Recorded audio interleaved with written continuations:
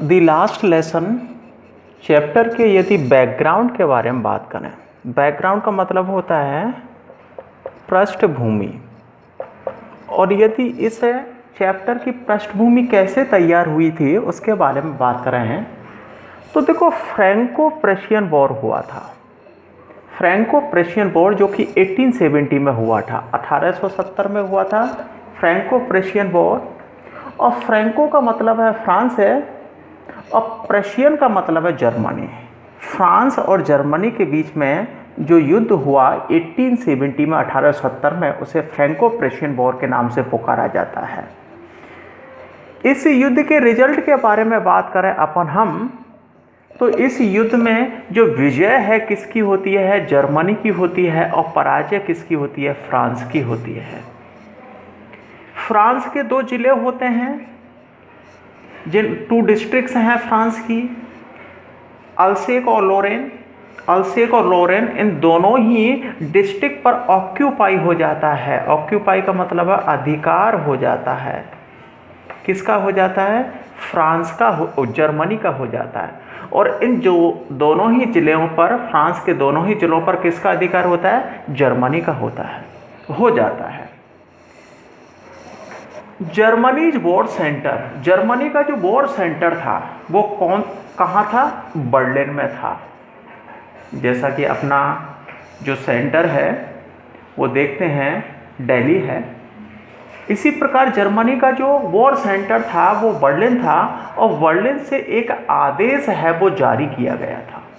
वो आदेश क्या था, only German would be taught in schools of Alsace and Lorraine, कि अल्सेक और लोरेन डिस्ट्रिक्ट में जितने भी विद्यालय हैं उनमें केवल जर्मन भाषा को ही पढ़ाया जाएगा।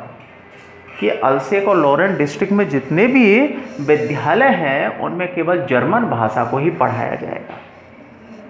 हम चैप्टर के बिगिनिंग में देखते हैं कि फ्रेंच इज एफ्रेड, और फ्रेंच डरा हुआ है, ऑफ गोइंग टू स्कूल, विद्यालय जाने से डरा हुआ है। जैसा कि he has not learn participles, और जैसा कि उसने पार्टिसिपल्स को और तैयार नहीं किया था। और फ्रेंच है विद्यालय जाने से डरा हुआ है कि उसने पार्टिसिपल्स है उसको तैयार नहीं किया था।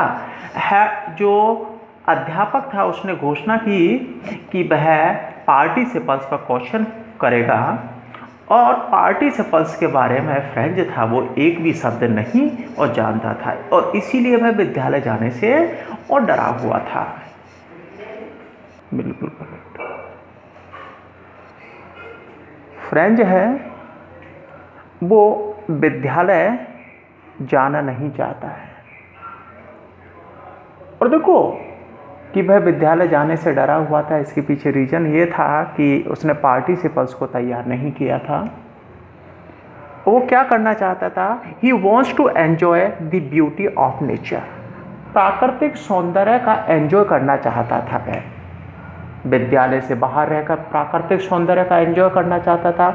और प्राकृतिक सौंदर्य में वो क्या, किस चीज़ का एंजॉय करना चाहता था, द ब्राइट सनराइज, सूर्योदय का जो दृश्य होता है उसका एंजॉय करना चाहता था। द बर्ड्स चीरपिंग इन दी बुर्ज, और जंगलों में जो पक्षियों की चहचहाट है उसको सुनना चाहता था। प्रेशियन सोल्जर्स ड्रिलिंग, जो जर्मन सैनिक थे जो कि एक्सरसाइज कर रहे थे उसको देखना चाहता था। अब क्या है कि वह प्राकृतिक सौंदर्य का एंजॉय करना चाहता था। प्राकृतिक सौंदर्य में ब्राइट सनराइज है इसका एंजॉय करना चाहता था, सूर्योदय के दृश्य को, पक्षियों की चहचहाट है जंगल में सुनना चाहता था। जो प्रेशियन सोल्जर्स हैं उनकी जो ड्रिलिंग कर रहे थे, एक्सरसाइज कर रहे थे, उसको देखना चाहता था। और देखो जो भी ये विचार आए, नेगेटिव थॉट्स जो उसके मस्तिष्क में आए, इन सभी का उसने रेसिस्ट किया, विरोध किया।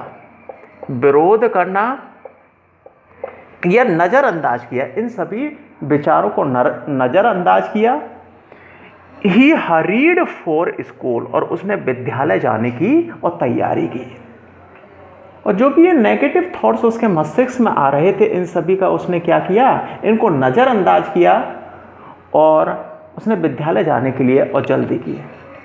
और जब वह टाउन हॉल पहुंचता है, टाउन हॉल किसे कहते हैं? सभागार। जैसे कि एक तराया होता है और वहाँ पर उसको वहाँ पर क्या है कि एक तरीके के वहाँ पर क्या है, टाउन हॉल में बुलेटिन बोर्ड लगा हुआ था, बुलेटिन सूचना पट्ट लगे हुए थे कि एक तराया होता है और वहाँ पर क्या है कि आज के ज़माने न्यूज़पेपर्स की व्यवस्था नहीं थी, वहाँ पर एक बोर्ड लगा दिया जाता था और लोग हैं वहीं पर बुलेटिन बोर्ड पर सरकार के द्वारा है क्या है, कोई भी जो न्यूज़ होती थी उसको लिख दिया जाता था और लोग हैं और वहीं पढ़ने के लिए जाया करते थे।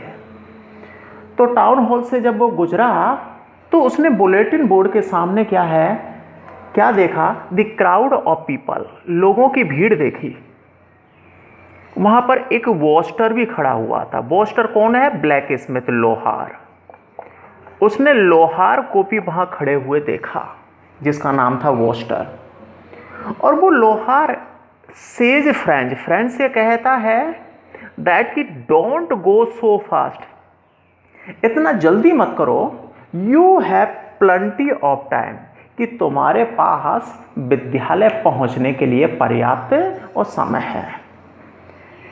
और देखो जब वह टाउन हॉल से गुजरा तो बुलेटिन बोर्ड के सामने उसने लोगों की भीड़ को देखा और वॉस्टर को देखा उसने, और जो कि ब्लैक स्मिथ था, लोहार था, वो कहता है फ्रेंच से डोंट गो सो फास्ट, इतना जल्दी मत करो, you have plenty of time, तुम्हारे पास पर्याप्त समय है। और देखो उस बुलेटिन बोर्ड से जो अधिकांश जो न्यूज़ प्राप्त होती थी वो क्या न्यूज़ थी? The lost battle, the lost battles, युद्धों में पराजय के बारे में जानकारी प्राप्त होती थी। द ड्राफ्ट है और सेना में भर्ती होने का आदेश प्राप्त होता था। द कमांडिंग ऑफिसर्स, जो अधिकारी थे उनके आदेश हैं वो प्राप्त होते थे उस बुलेटिन बोर्ड से। अब है हम यहाँ पर एम हैमल का कैरेक्टर स्केच है उसके बारे में बात करते हैं।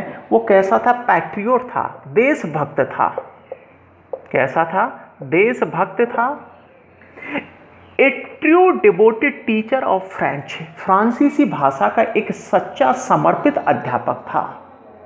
सर्विस, उसने सेवा की 40 ईयर्स, 40 वर्ष तक सेवा की। सेंटिमेंटल, भावुक हो जाता है जब वह लास्ट लेसन को पढ़ा रहा था जो बर्लिन से आने वाले आदेश के बारे में बतलाता, तो वो भावुक हो जाता है। फेथफुल टू ड्यूटी, अपने ड्यूटी के प्रति कैसा था? विश्वसनीय था। स्ट्रिक्ट डिसिप्लिनर, कठोर अनुशासन का प्रिय था। लवर ऑफ नेचर, प्रकृति का प्रेमी था वो। इस बात का पता कैसे चलता है? He has grown A garden in the school campus, क्योंकि विद्यालय के कैंपस में उसने एक बगीचा है वो भी उगाया था।